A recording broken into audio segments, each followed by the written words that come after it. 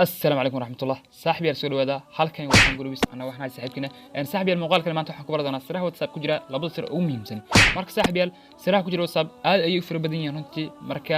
waxaan soo gudbin doonaa laba sir kamid ah oo runtii yani aad iyo aad idin anfici doonta marka saaxiibiyal haddii aad ka hesho labadan sir mid kamid ah fadlan muuqaalka like saar sidoo kale la wadaag asxaabtada sidoo kale ka dhiib wixii ra'yiga inoo reeb haddii aad kan ku subscribe okay saaxiibiyal labada sir waa maxay labada sir wax weeyaan in wada shaqaysiga ugu muhiimsan waxa laga yaabaa WhatsApp-kaaga inuu yani kugu jiraan kumanaan friends ah marka laakiin hal qof oo muhiim ah kugu jiro qofkaasina aad jeclaan lahayd inuu always ku ahaado qaybta ugu horeysa si markasta aad aragto shaqaysiisa teeda kale wax weeyaan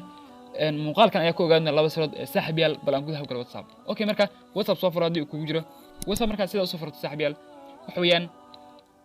waxaa jira qof muhiim ku ah adiga yani wada shaqaysiisa yani wada shaqayn ka dhaxayso okay markaasi sidaas ay tahay haddana waxaad jeclaan lahayd inuu ku ahaado qaybta ugu horeysa si markaasi adigana yani aad wada shaqaysiin kaliya oo always aad diirad u saartaan okay marka waxaan sameyn doontaa inaad bin ka dhigan karto hore ka dhigan karto okay saaxiibayaal marka salan wiilkan oo kale ayaan hadda anigu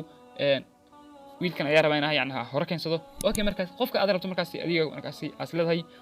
waxa yani waa ku muhiim ayaad hore keensan kartaa waa riixaysa markaasi markii aad riixdo saaxiib markaas aad fikta ku raado waxaad ku dhufan doontaa halkaas ku qorantaa bin aan ku calaamadeeyay halkaas marka bin ku tiraado wuxuu imaan doonaa horay halka ugu sareysa ayuu imaan doonaa kabacdi halka ugu sareysa markuu imaado si kasta yani aad dadka u wada hadashaan always wiilkani wuxuu ahaan doonaa yani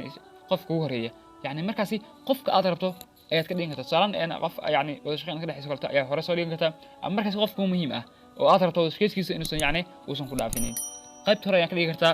si markaasi yani markasta aad u aragto wada shaqaysiga labadiina yani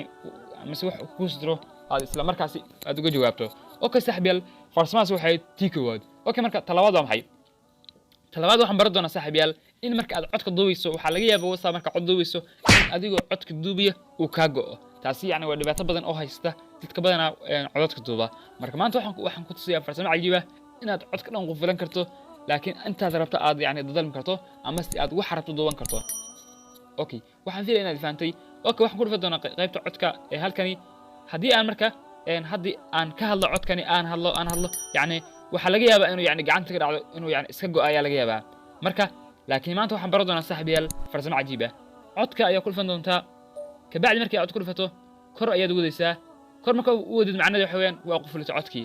marka waa qufultay oo kaama go'i karo hadda ma taabanaysid yani markaasi waxa aad rabto ayaad ka hadli kartaa haddii rabtid 2 saac 3 saac 4 saac yani qofkii aad cod u duubaysaa kabacdi markii yani codkaagii uu ku dhimaado 2 saac ama halka saac aad ka rabtay uu ku dhimaadana kabacdi waxaad oran doontaa sendi halka geeska ku dhufan doontaa sidaasi waxa ugu dhacay qofkaasi yani codkii markaasi adiga aad duubatay ee inta saacadood aad ka rabtay marka labada farsamo saaxiibayaal ayaa jeclaysteen soo gudbiyay maantay war iskaga baxay marka saaxiibayaal haddii aad jeclaysteen labadan farsamo yani aad ka heshay muuqaalkan like sidoo kale dadka asxaabteena hor joogtana videoga share garay oo la asxaabtada waxa inoo ballan muuqaalkan xiga wassalaamu calaykum